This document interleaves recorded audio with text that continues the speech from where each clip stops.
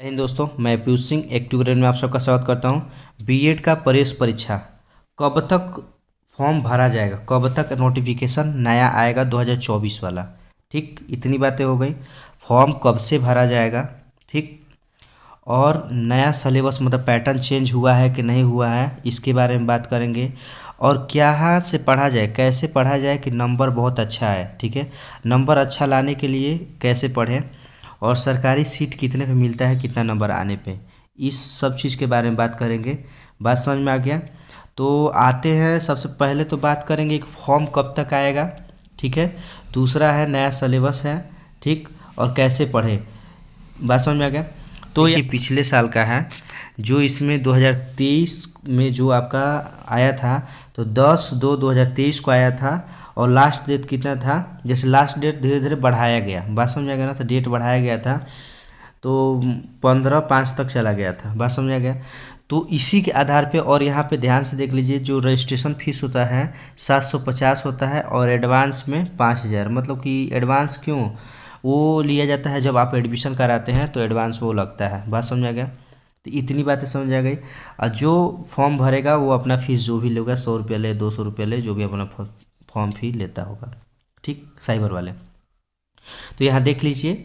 और यहाँ पे लेट फीस भी आपका, लेट फीस लगने के लिए बात हुआ था, ठीक।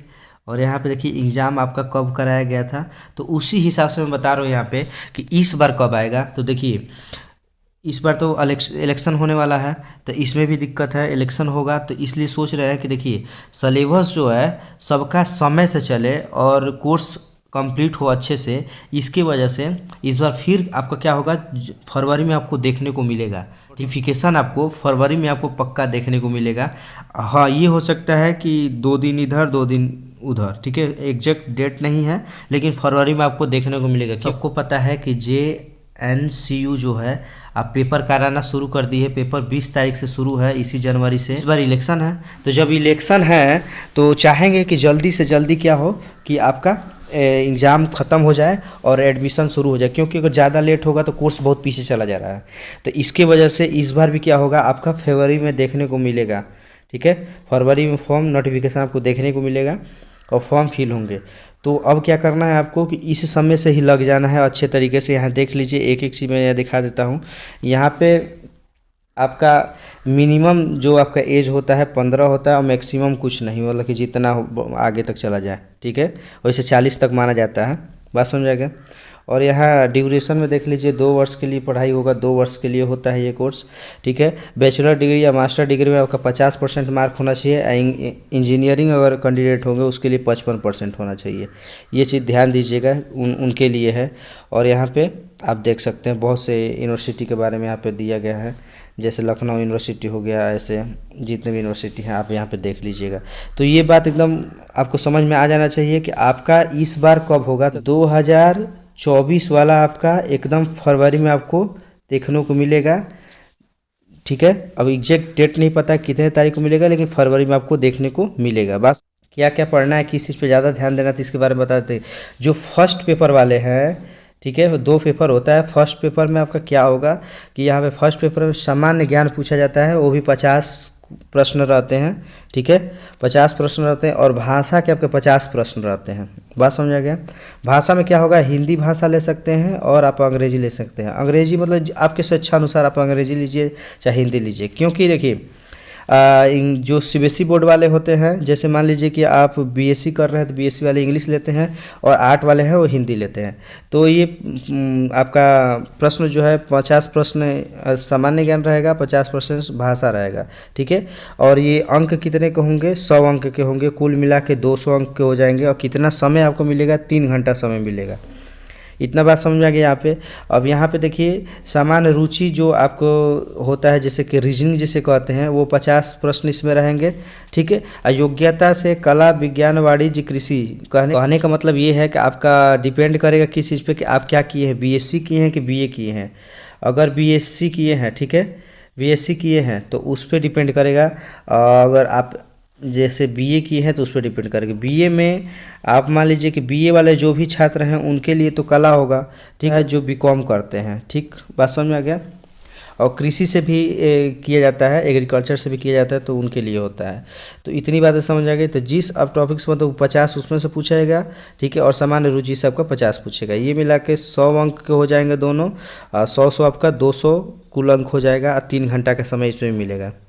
अब बात करते हैं कट ऑफ के बारे में बात करेंगे। तो कट ऑफ इसका, मान लीजिए कि अगर आपको सरकारी चाहिए, एकदम कंफर्म है कि हमको यहीं पे चाहिए, मान लीजिए कि JNCU में सोचते हैं कि आपको हमको बलिया चाहिए, ठीक है, बलिया के लिए, तो आप क्या करेंगे, कम से कम आपको, कम से कम जनरल के लिए बता रहे हैं 155 रहना चाहिए, ठीक है, 155 जनरल के लिए रहना चाहिए, तो आपको एकदम मिल जाएगा, ठीक है। जैसे मान लीजिए कि आपका 200 नहीं 300 भी, ठीक है, आपका अगर रैंक रहेगा तो आपको मिल जाएगा।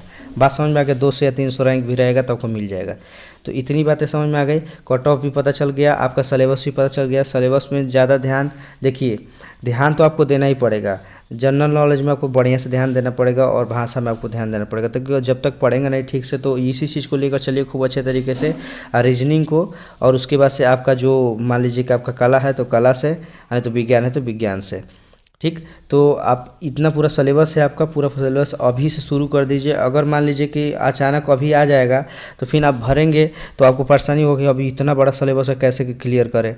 तो अभी क्या करें कि अभी पढ़ भी नहीं पाएंगे, तो अभी से शुरू हो जाइए, पढ़ते रहिए, समय आते आते आपका, हमको लगता है कि बहुत अच्छा स्कोर होगा। अगर फॉर्म कब तक आएगा, तो फॉर्म आपका फरवरी में आ जाएगा, क्योंकि वो लेट नहीं करेंगे। इलेक्शन भी है, और ये कोरोना की वजह से उस बार बहुत पीछे चला गया था, अब इस बार समय से चलाने के लिए आज जल्दी से फॉर्म आएगा, ठीक है, क्योंकि काउंसलिंग भी तो कराना होता है कई चरणों में। तो इतनी बातें समझ में आ गया।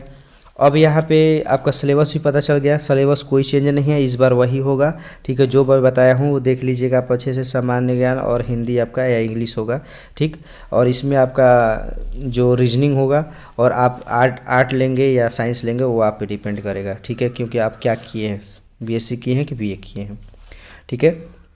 तो ये अच्छे से एकदम समझ में आ गया है। और यहाँ पर रिजल्ट के लिए यही है कि आप एकदम फोकस करिए, जो बताया है करना है, ठीक है, और यहाँ पे आपका GK करना है, ठीक, और BSc में जो भी आप लिए हैं रीजनिंग तो करना ही करना है, और BSc में जो भी लिए हों, आप साइंस अगर लिए हों, ठीक है, साइंस वाले छात्र हो या आर्ट वाले छात्र हो, उसके हिसाब से आपको इसको देखना है। सब में 50-50 आएगा, और इसमें आपका अच्छा स्कोर करना है, ठीक। तो इतनी बात आपको अच्छे से समझ में आ गया, तो आपको पूरे बढ़िया समझ में आएगा कि आपके कट ऑफ का नंबर अगर अच्छा लाएंगे, अब 155 लाएंगे, तो समझिए आपको एकदम कंफर्म है कि मिलने वाला है। उठो कमेंट कर दीजिएगा, इसके बारे में बता दीजिएगा, ठीक। वीडियो अगर अच्छा लगा हो तो बहुत बहुत धन्यवाद। जय हिंद।